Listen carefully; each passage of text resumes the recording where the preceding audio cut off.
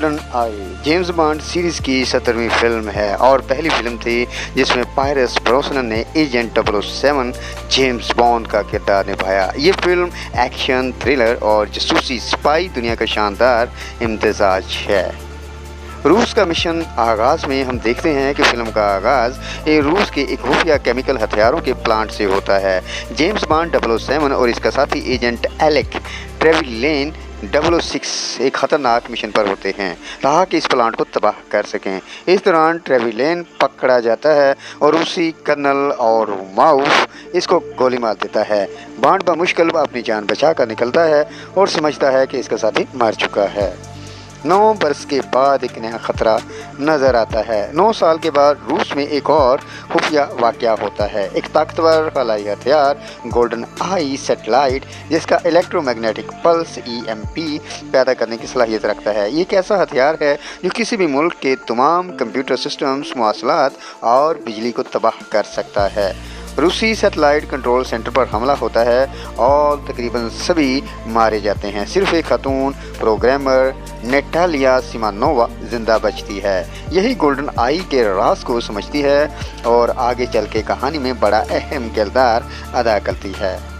Bond کی تحقیقات MI6 برطانوی خفیہ ایجنسی کو خبر ملتی ہے کہ گولڈن آئی کا ہتھیار چرا لیا گیا ہے۔ جیمز بانڈ کو معاملے کی تہہ تک پہنچنے کے لیے روس بھیجا جاتا ہے۔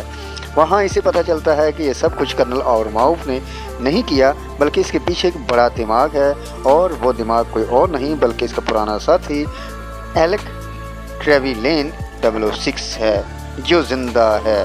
ٹریویلین نے اپنی موت کا ڈرامہ رچایا تھا اور اب وہ بانڈ کے خلاف ہو گیا ہے۔ اس کا مقصد برطانیہ کو گھٹنے ٹیکنے پر مجبور کرنا اور عالمی سطح پر افراتفری پھیلانا ہے۔ ٹریویلون کا منصوبہ کیا ہوتا ہے؟ اس کا اصل منصوبہ یہ ہے کہ وہ بینک آف انگلینڈ سے اربوں پاؤنڈ چرائے گا اور پھر گولڈن آئی کے ذریعے بینک کے تمام ریکارڈ جلا کر تباہ کر دے گا۔ اس طرح کوئی ثبوت نہیں رہے گا کہ پیسہ کہاں گیا اور برطانیہ ایک بڑے مالیاتی بحران میں ڈوب جائے گا۔ اس کی سوچ یہ ہے کہ برطانیہ سٹون ایج میں واپس چلا جائے۔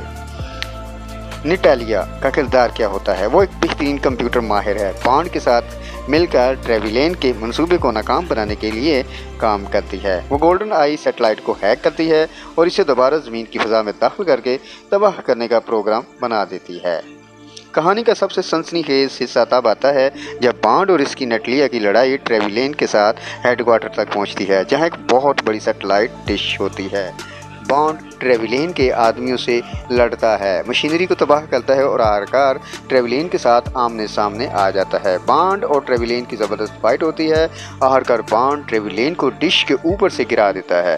اسی دوران ڈش کا پورا سسٹم تباہ ہو جاتا ہے اور زبردست دھماکہ ہوتا ہے۔ ٹریویلین زمین پر گرنے کے بعد بھی بچ جاتا ہے لیکن پھر اوپر سے گرتا ہوا ملبہ اسے کچل دیتا ہے۔ اسی کے ساتھ اس کا کھیل ختم ہو جاتا ہے۔ بورس دوسری طرف کمپیوٹر ہیکر بورس جو بار بار اپنی جیت پر I am invincible کہتا رہتا ہے اپنے انجام کو پہنچتا ہے۔ جب لیبارٹری میں کیمیکل اور نائٹروجن کے دھماکے ہوتے ہیں تو ان میں پھنس کر مارا جاتا ہے۔